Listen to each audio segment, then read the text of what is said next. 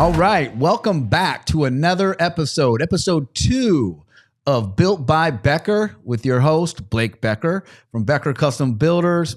Man, I'm excited to be here today. Super, super excited for my guest, another Blake. Can you absolutely believe that? Mr. Blake Doyle from Sky Media House.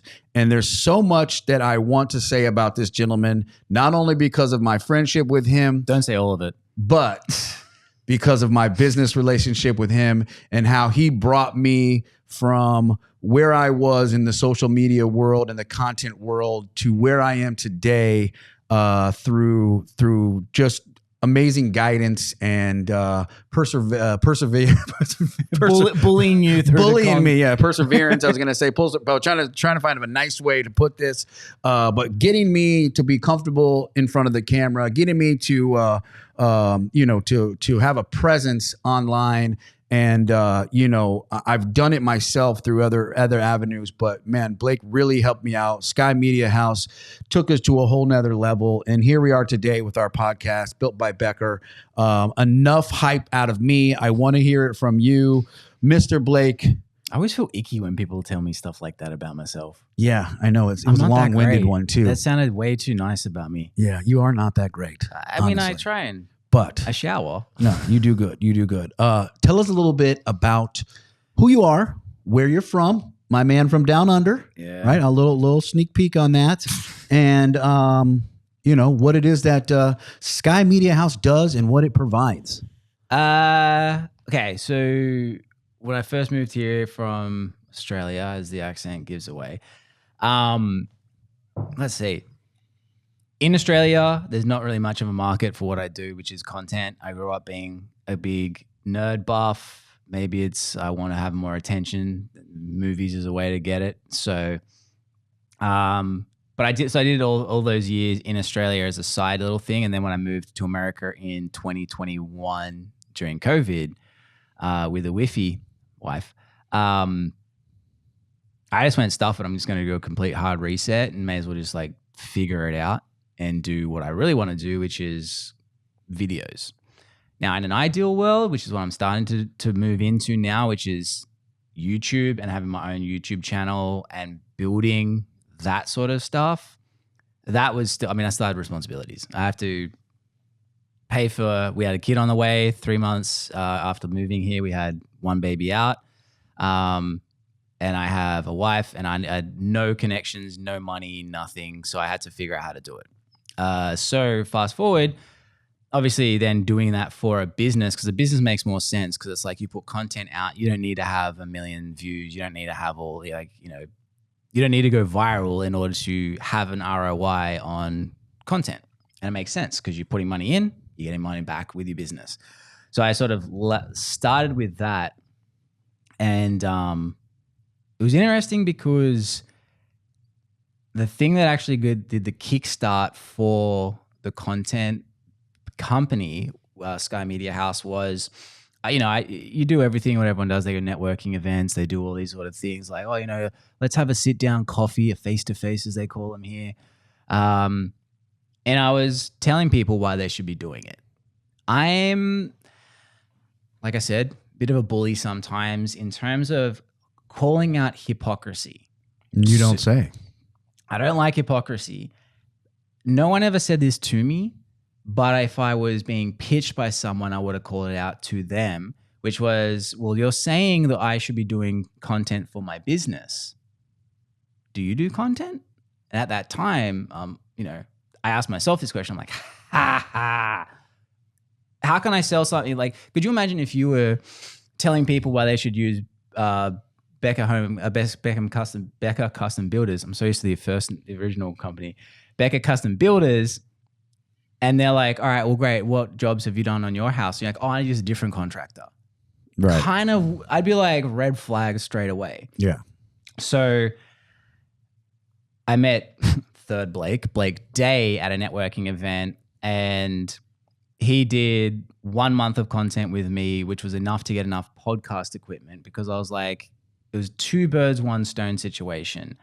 I needed to network. Mm-hmm. I don't know anybody, but I also don't want to be driving, Southwest Florida. I don't want to drive half an hour to sit down with someone for an hour to drive half an hour back to my house. That's a 2-hour round trip for a one-off conversation. It's not a good ROI on my time. And bear in mind, at this point, my time's worth nothing. I'm making $0 a month.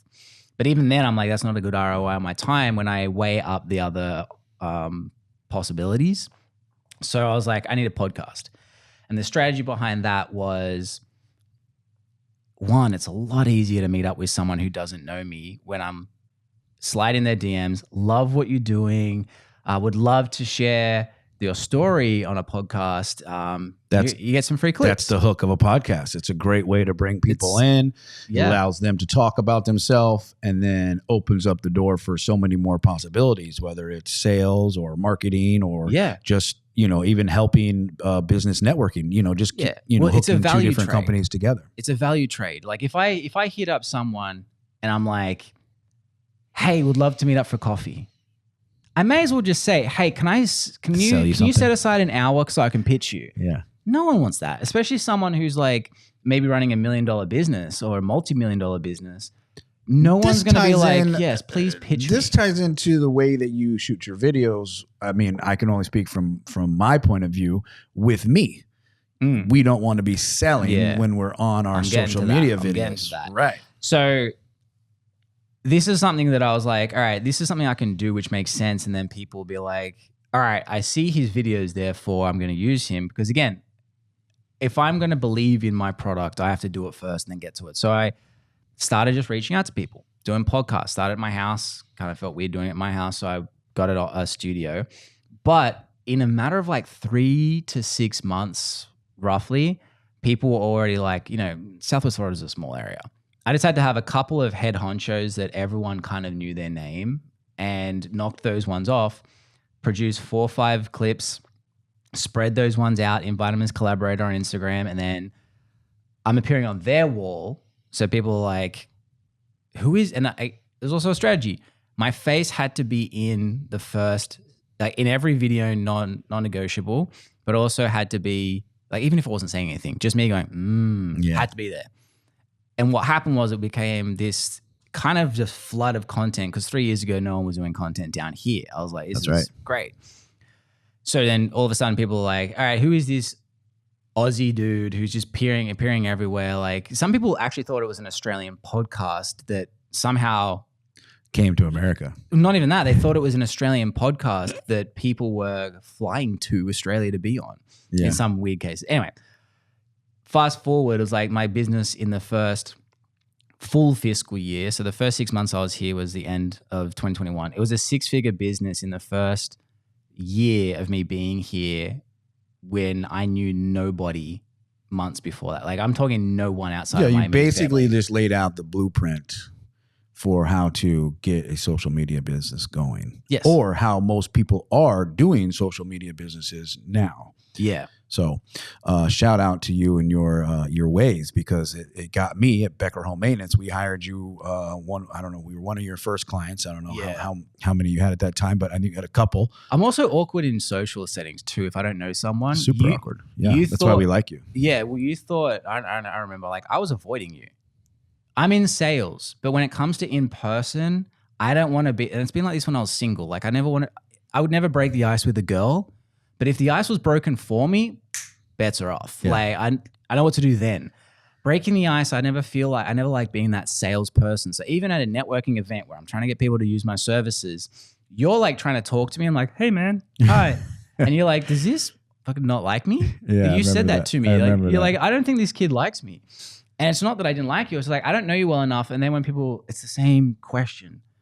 So tell me what you do. And I'm like, like start my elevator pitch. Right. No, like, what do you do for hobbies? But you did. I did. You did pitch me. I did. And I did sign up. Once you actually said, I'm interested. This was my flaw. So that's where content allowed me to sort of bypass it where they're like, oh. This ties into like my next little segment. How does what you do in social media cross over into someone in construction? Or, of course, or real estate, garage painting, health, fitness. I mean, for social media now, I mean, content's content. The options are endless. Well, so that's the thing, because if you look at our company and like the past clients, and even whatever future clients, I don't think I have a single person in the same industry. I've got you, construction, T-clinics, Nuviva, so they're in the health space. Yeah. Then I've got like flooring companies, right? Top Gun Garage. Yep. That's like epoxy flooring. I've had gardeners. I've had landscape dealers, company. Yep. And I'm talking to someone else who's in a completely different industry again. And everyone says niche down to like niches in the riches and niches, whatever it is. When it comes to content, if you have a content business or if you're doing content and you're looking to outsource, content is content. It comes down to literally just story and what's the value for the person. Now, I don't mean you have to be giving tips and all that sort of stuff, but it just comes down to help me understand what you do in a way that's entertaining. That's the part that most people forget. My podcast, when I started my podcast, could have gotten nowhere if I was, how you going? Yeah, no, you definitely brought some flair. Has to have flair. Some wildness, and that was it was even risque at sometimes. You know what I mean? Yeah, so some wild stuff. That's right. But also, like, so people hear flair and they think outrageous. It's not. It's just having a personality and but being entertaining. So that edutain sort of thing, educate and entertain. Like I've gotten you doing some wild stuff too. Like I think we have a video. I don't know if it's out yet, but we make an coming out of the closet joke. Yeah, where you've renovated a closet into what was a dry bar, and you're like, "Are you afraid of coming out of the closet?" Me too. That's why I changed mine into a dry bar. Yeah, that's something that's like, wait, what? Yeah. Now I know some companies can be like, "You can't say that because that's homophobic." No, it's not, because it's a joke and there's no hate behind it, and also it needs to be fun. Yeah, life needs to be fun. You can't be serious all the time. I'm serious about business, but I try to have fun doing it. And you know me, my favorite videos are the funny ones. I love to do the funny ones. But then again, that's when you have no holds barred. Like you're not holding anything back. You push me into an uncomfortable position to do ones where I'm educating.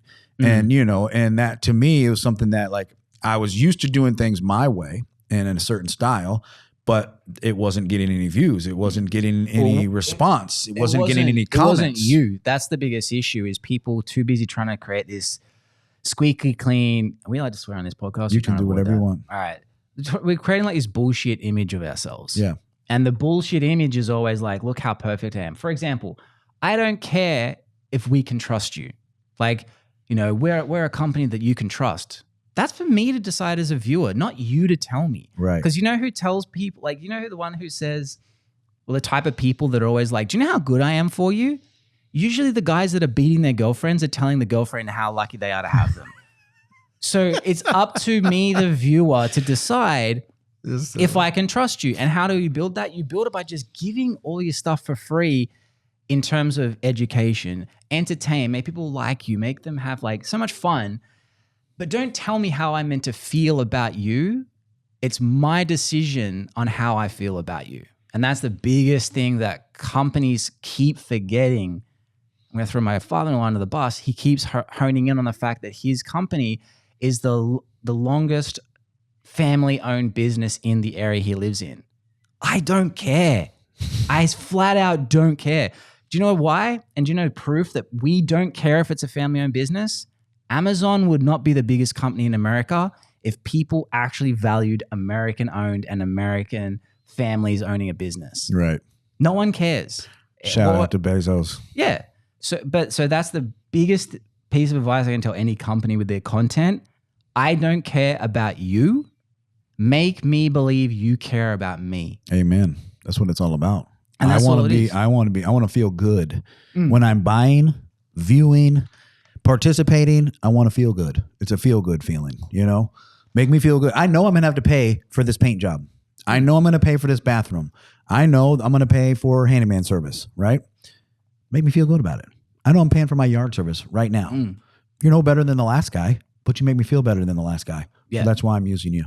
You know what I mean? If I feel better with you, whatever that looks like, I'll pay more probably.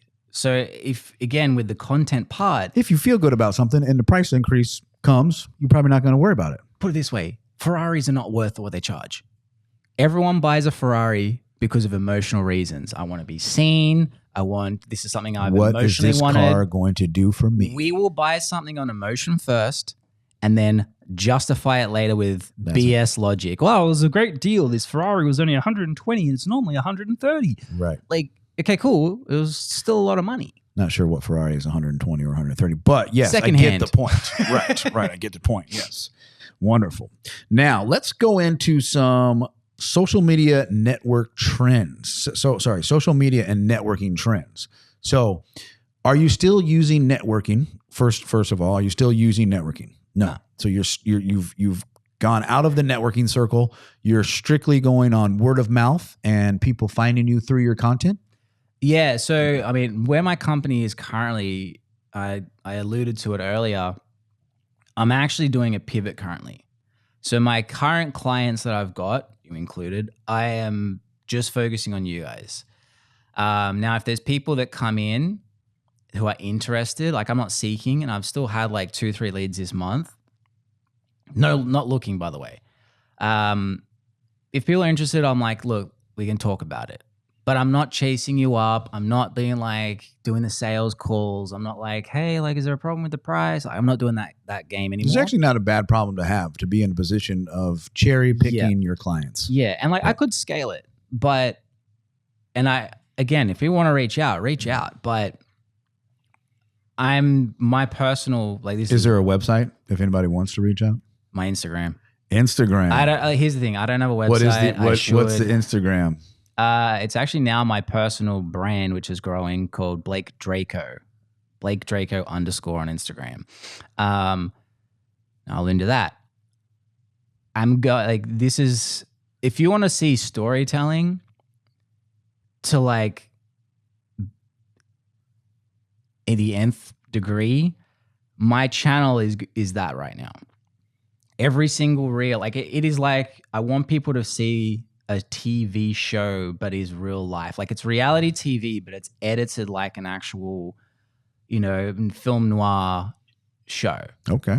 So that's ultimate storytelling. Like I'm putting a lot of it, like for context, like just the editing for a YouTube. What are the benefits of the storytelling that you're getting on YouTube? Was long form YouTube? Yeah. So just for context, with the editing of these ones, and these are like to show you how the work that's required behind stuff for like content, because people think like, oh, I just post a video and I go viral.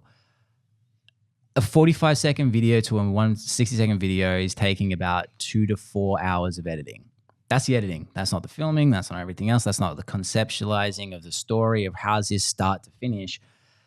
But I think there's a trend happening now. So every platform follows the same user experience and user habit over time. When a platform's new, you're probably going to get more followers or subscribers than you will likes per like your to your view ratio. And what do you mean by new? You mean like newer, such as a TikTok? Let's just say. So this works with platforms. It also works with things in the platform. And what I mean by that is YouTube introduced YouTube Shorts. Okay, that's a new. In this case, when I refer to that, it's a new platform. Yep. When that new platform is introduced, subscribers skyrocket. YouTube Shorts, for example, 6 months ago, for every million views I was getting, my average was a 0.25% conversion rate, meaning that 2,500 people out of 1 million views would be subscribers. Fast forward literally 3 months. Literally from June, probably honestly, not even that. It was June and August. And I know this because I track all my numbers. June to August, it dropped down to a 0.15%, meaning 1,500 now. So my channel gets like 10 to 20 million views a month, but I'm only getting about 15,000 subscribers.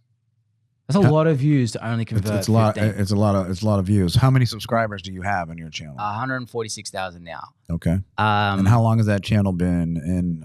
Channel has been live since 2020, but how long have you been active?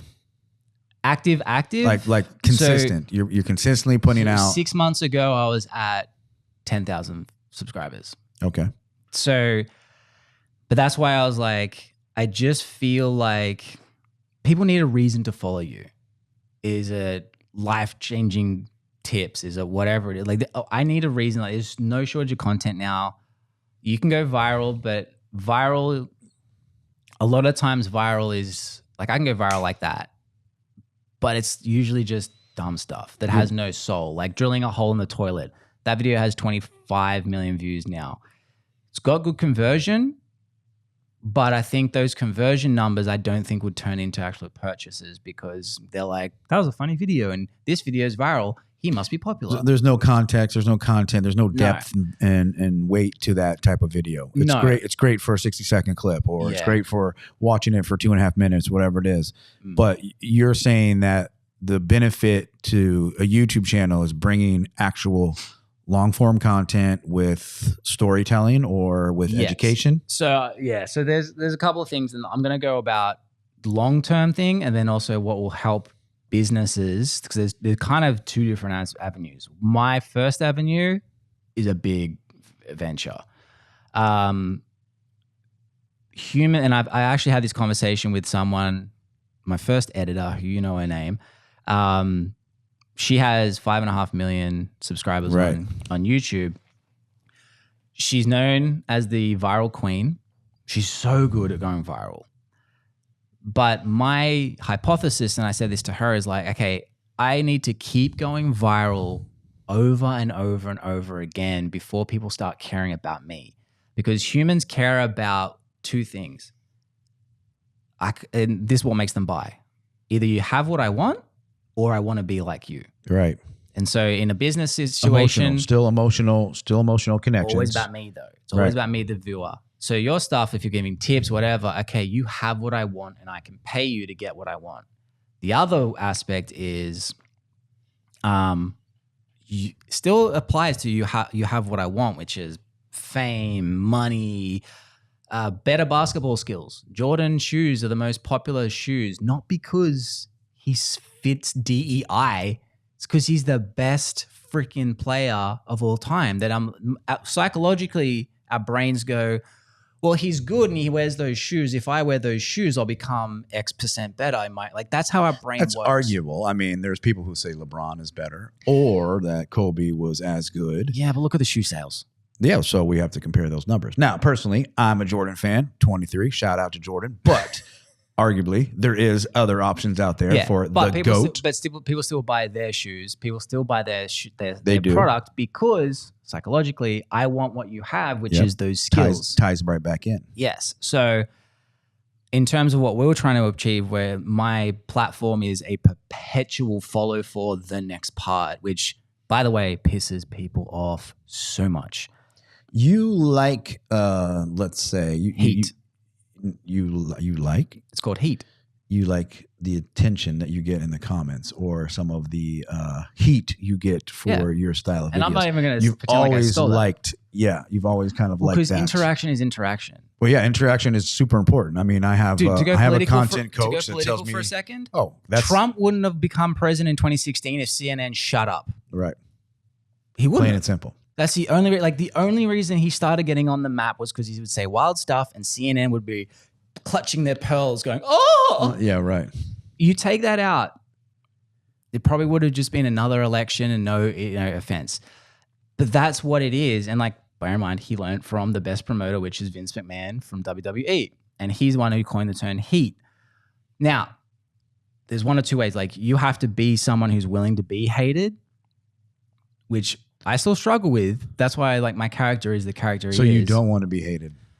It's not that I don't want to be hated. I think you've really got to be someone to be able to switch that off. But there's comments where it's I first saw it with Hurricane Milton. I couldn't fit everything into a 60-second video. There's too much of the story. Yeah. So I was just follow for part 2, which people have seen that before, but then follow for part 3. Then it was 4. Then it was 5, and people were getting angry at me. And what happened to Milton? Well, when we had water come in. Your home was damaged. Yeah. Okay. So that's what started my whole theory of okay, I'm seeing people, like, one, this is a much better story. People are more invested. It allows me to edit. Because if I just go and edit a 10-minute video telling the whole story, one, it's going to take me a lot of time to do. Two, people only care about the current crisis. I learned that with Hurricane Ian. I posted a video about Hurricane Ian and our struggles, long form, 5-6 weeks after Hurricane Ian. No one gave a shit. So I had already experienced that. So I was like, all right, I need to be busting this stuff out in live time. So while we're trying to save our home from being flooded, we're filming in real time, and I've been doing this for a long time, so I know how to do it. How does your family work with that? How does that work with They get it. They get it. I understand you're providing a living for them, a home for them through this content. But I figured I would ask. I mean, obviously, I've seen the videos I follow for Part 87, but your family is involved. Kids, wife, relatives, like 100% involved in what you're doing. So just maybe touch on that. How that. Let's see. One, they've always known that's the type of person I am. It's all about entertainment, and something that we also talk about. I tell them I need to highlight our flaws, and that's not a bad thing. We're all flawed. Oh, 100%. But it's a very famous quote, and I don't know who said it, and it's tricky because it sounds like a racial slur, but it's not. It's about armor. So you know armor? Yeah. It contains a lot of chinks. Sometimes people use that in other derogatory ways. I'm not using that in this example. Chinks in the armor. Chinks in the armor. So made that clear here on Built by Becker. just Chinks in the armor. Setting something up before I say it. Yes. It's when there's a chink in the armor missing, that's the only time that light can shine through. And if there is no chink in the armor missing, no one will ever see your light. Right. Now I'm botching that quote, but it's the whole meaning still the same, which is business owners, creators, we're too busy trying to put our bullshit perfect self ahead. Facade. And people know that. And they can feel it, and they can see it, and they can sense it. Yes. Now, so with my, with you, for example, because like I said. we all want to be liked. Yeah, or majority of people want to be liked. You're going to get more liked by showing your flaws.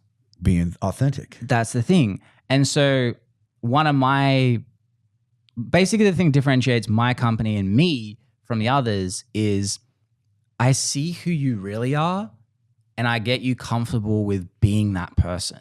I struggle with that. Yeah. I struggle. I mean, we've gone through this through many hours of shooting and hours of editing, and I still even struggle with that. Yeah. Buddy of mine told me last night, something, and it hit me like, and I know he's right.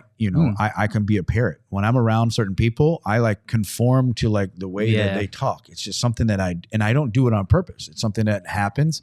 So it's I have to, I'm subconsciously working on it. And I ask myself hey, let's focus on that. Why do I, and I think it stems from wanting to be liked, number one, but wanting to fit in. But I don't need to fit in. I'm already liked. People want to be around me. You know what I mean? So why do I do that? So there's a lot of social instincts, right? Psychological instincts, social instincts that are built into us that affect how we react and intertwine with other people, but also with how we watch, purchase, and intermingle with this new, it's not really new anymore, but this new object that we have is cell phones, devices, content. I mean, there really isn't TV anymore. It feels like it's YouTube and Reels and Instagram. It's totally normal. I think people also try and pretend like they're unique, which is hilarious. The emo kids when we grew up. Oh, I'm so unique. It's you're just like every other emo kid. I hate to tell you, you're zero unique. You're actually the most conforming person. You don't realize it. You're conforming to this. Yeah, you're conforming to a group that is literally the opposite of unique. That's right. But I think people say if you look at try Draco, doing something different. Yeah, that's actually unique. But even different, nothing's really different. My Draco stuff. I'm just creating my life into how I wish I was as a movie star.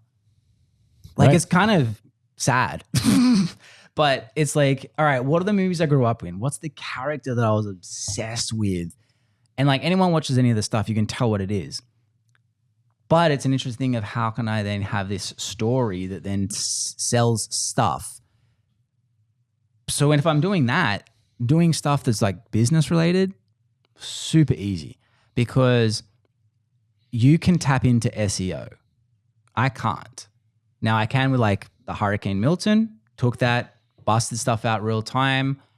I think but I was having a story that was unique. Like people were literally commenting, bro is releasing a television series in real time. Like people were commenting that stuff. Yeah. Now with business,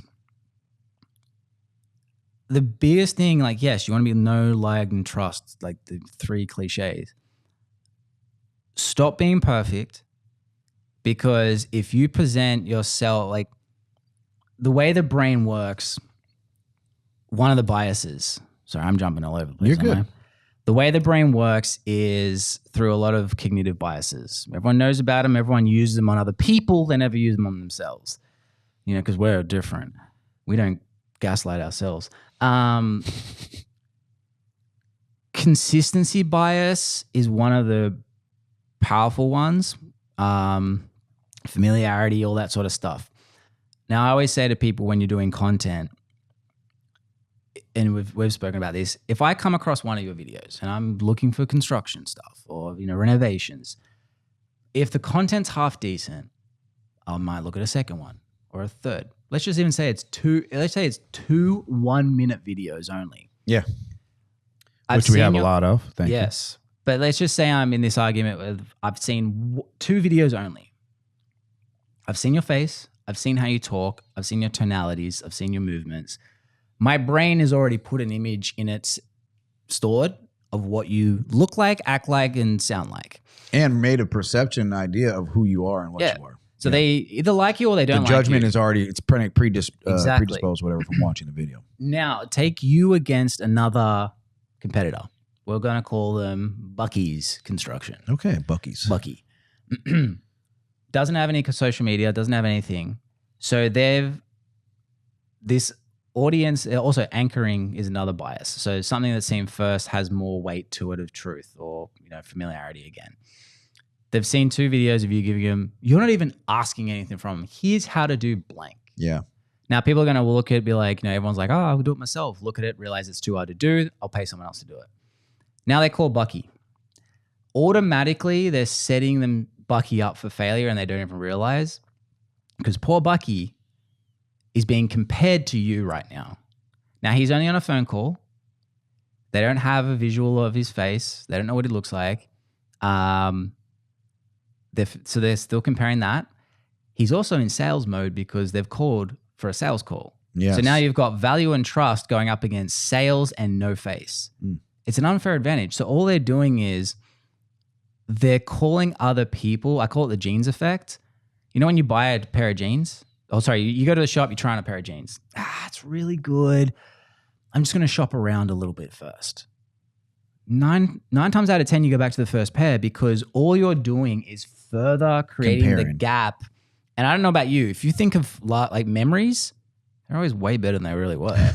That's so true. They're always way better because those jeans were really comfortable. There's a compound effect in our brain where we actually, so this goes both ways negatively. Say a girl has. Do you have ADHD? Maybe. Okay. This is all related. Yeah, no, it's good. It's good. I'm just trying to draw out little bits of information about Mr. Doyle. I'm just giving you clips for this. This is great. We remember how, and maybe I'm doing the Trump weave. As long as you come back to center, come back to center, we got about 15 minutes left to come back to center. I'm gonna eat that up. You better get going. The way in which our brains work is you have your initial stimulus. And then when you tell someone about that stimulus, how you feel about that actually adds to the story. So take it like a girl that goes on a great date. She goes to her next friend. Oh, this guy was great, blah, blah, blah. And he said he really liked what I wore, particularly my dress. And this friend's a little bit of a bitch. She goes, oh, he was talking about your image. Did he not care about how you felt? Oh, no, it was all right. Now you've just taken the memory a little bit lower. opposite can happen where she's like, oh my God, what a great guy. And he's like, yeah, he is. And then he's actually a piece of shit. So the genes effects happens with that with your content. They're now comparing everyone else. But when they compare against Bucky to Becker, and he's not as good. Shout out to Becker Custom Builders. Becker. Yeah. But now you've just given that memory a little bit more solidifying decision. Then they call someone else. But now this second person's on even more unfair grounds. Yeah. And so, yeah, that's the power of why I tell with people the content is you're trying to make it so you're getting an unfair advantage, but it has to be who you are.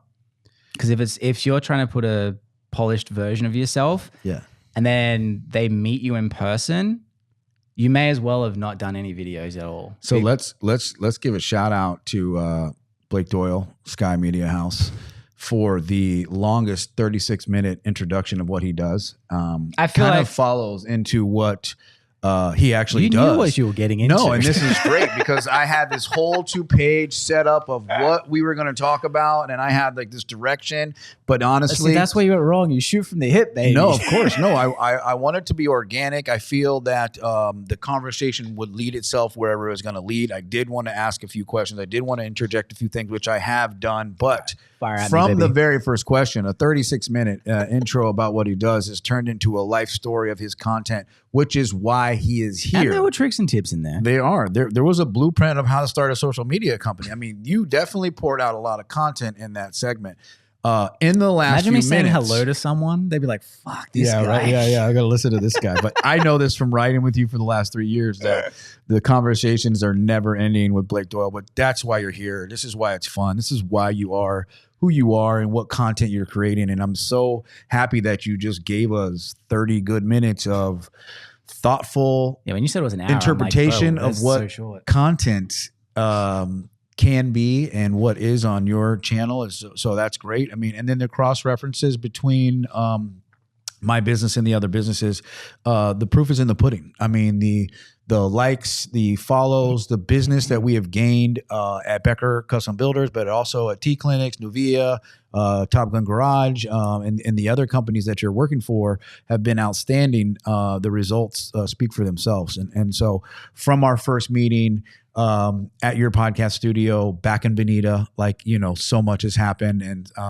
we've grown so much, and I really do appreciate that. And so I really, through that little bit, was able to talk about the crossover of how your industry helped mine.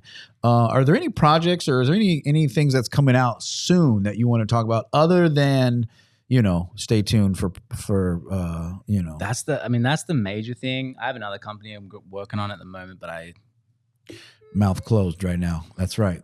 But so your YouTube channel is where you're putting a lot of your energy right now, still helping other brands like myself grow, which is fantastic, through short form, long form, and what else? What other tools are you using?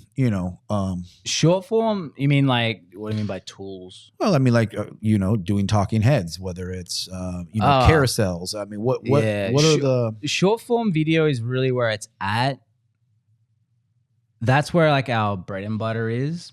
However, something that I think businesses are starting to catch on to is long form for searchability. Yeah. So that's where T Clinics, their strength really is through their podcast. Shout out because we are again, peptides, testosterone, those are searchable things. So you can sort of backbone it off the health and fitness is a huge searchable thing as well, and that ties in. So that's and they're doing a wonderful job over there, making men great again. T Clinics, love them. Yeah. That's great. I'm just trying to figure out, what the ins and outs are of a social media company and how it's helpful to other businesses. Yeah. Now I'm going to go into something. Content has to be good. Content has to be good. I mean, let's just do that's that. it. When people look at price, you can go to Fiverr. You can go to whatever, some new 20-year-old kid who's like, oh, I like social media. That's how they all talk. It's how can they bring out your thing, who you are, and can they then edit it in a way that is engaging? Right. Now, I can roll a shit in glitter, but it's still a turd. So if the person's not if you're not able to go into the camera, there's only so much editing you can do. Right. You do have to have some sort of camera presence. You do have to have some sort of entertainment value or comfortability. Even me, where I'm uncomfortable doing it, but I enjoy doing it. So eventually it works out. You do have to have that. It's just like any other skill. Important. It's just like any other skill. And it has to be worked on. Correct. It sucks at the start. You're clunky. You're working around. Like, it's just like talking on camera, I think people are like, oh, I hate it. If you keep saying you hate it I currently don't like it because I'm not good at it, but I know I'll get better, you will get better. Yeah, and it becomes natural. I mean, I don't even think about it anymore. I love it. Yeah. It's something that I actually thrive on it. I love to be in front of the camera. I love being in front of people. Especially when we get you goofy. I'm like, there we go. Goofy. That's me. Like the ones coming out too where you're doing a house run through. Oh, those are great. Can't wait for those. Those are going to be phenomenal. Yeah. Not a walkthrough, it's a run through. Before I run out of time, we do have a segment which I want to get into. So these are what we call quick fire. We got 3 questions. I'll keep it short. Okay, let's see here, because the first one is, and this hopefully will tie into your culture and where you're from. I hope my research was good, but we'll find out. All right. So, burning snag or sausage sizzle at the polling booth? Sausage sizzle. Sausage sizzle. Burning snag. Who the fuck calls that? Where'd you find that on? Ask Jeeves? So, Milo, hot or cold? Milo, hot or cold? Depends. Hot's good during winter, but cold's also good when you have the crusty part at the top of the Milo, because it doesn't. What is a Milo? Explain what a Milo is. It's like a malt drink. It's like Nesquik, but not processed and highly shitty. It's just like a little bit processed and a little bit shitty. But yeah, shout out to Milo. It doesn't, like Nesquik. Nesquik will blend well with the milk, but Milo doesn't. So like you have this like crust at the top that never really, and you just scoop it out. All right. So both. Tim Tams, bite or slam? What did you call them? Tim Tams. Okay, it sounded weird with your accent. Tim Tams, bite or slam? You have to bite it to slam it, so that's a trick question. Ah. Yeah, because otherwise you just. Do you mean slam as in dunk it? Honestly, I mean. So we've established your research was shit. Yeah, my research wasn't great. I researched things I have no clue what they were because I'm not from Australia. Did you chat GPT this crap? I did not chat GTP, but I did look up on Google what some crazy things would be. I need to correct you. You always say chat GTP. It's GPT. GPT. Yeah. GPT. GPT. GPT. GPT. Thank you, chat GPT. There we go. Okay. I don't know why that just bugged me all of a sudden. I love to hear someone's pet peeves about me. Yeah, no. So Tim Tam Slam. What is a Tim Tam? Tim Tam. The whole idea about this is for you to tell us, because I don't know. I'm looking up what these are on Google. I mean, I barely have an idea. I've given you some. Those were what I ate? Yeah. Those biscuits that I brought back from Australia. Oh, yeah. Those are Tim Tam. So dunk. So either. No, you don't dunk it. Fucking, what is this, Oreo season? Or slam. No. Yeah, so you bite opposite corners of them just a little bit, like a little nibble. And then you put it into hot milk and then suck the hot milk through like a straw, quickly catch it, and then it melts in your mouth. Man, that and sounds you like might orgasm. Wow. That's a side effect. That is a side effect of the Tim Tams. Yeah. Possible orgasm. Loving that. Fantastic. Now, we would love for our viewers and listeners to like and subscribe to our YouTube channel, Built by Becker. You can also follow us on Instagram, Built by Becker, TikTok, Built by Becker. I think it's _239. Is that right? I mean, we're working on finding one that's the right one. I mean, you literally messaged us this morning. So yeah, we're working on it. We're working on it. So yes, please like and subscribe to our channel on YouTube, on Instagram, on TikTok, Built by Becker and TikTok. Yeah, I'm getting them. I'm older, but I'm getting them. We're going to get these things down. And of course, big shout out and thank you, Blake, for coming on the show. Naturally, you will thanks for the intro. you will be editing these clips from here, because this will be a great opportunity for us to work on our editing technique for these. But but shout out, thank you so much. You've done so much for our company. I mean, our friendship has been amazing. It's been 2.5 years. Yeah, it's crazy, man. I think you are my OG number one. Number one client. My number one. Number one client. Yeah. Love it, man. I'm glad that we were we're there to help you get your business going, and you were definitely there to help us promote and keep us top of mind in people's renovation and home remodeling needs. Even Hurricane Ian. Ian. We ran through that one. We ran through. My houses are falling apart, and I'm just like, we need to do content, Blake. Yeah, and we did. We shot content in 12 feet of water. It was great. So wonderful guest. I'm so grateful to have Blake here and Sky Media House. Check him out. Check out Blake Draco on Instagram. It has been a wonderful 45-minute talk. I appreciate you coming out. And man, I look forward to more content to come, not only from your sites, but ours, of course. And it's been awesome. Thank you. Peace.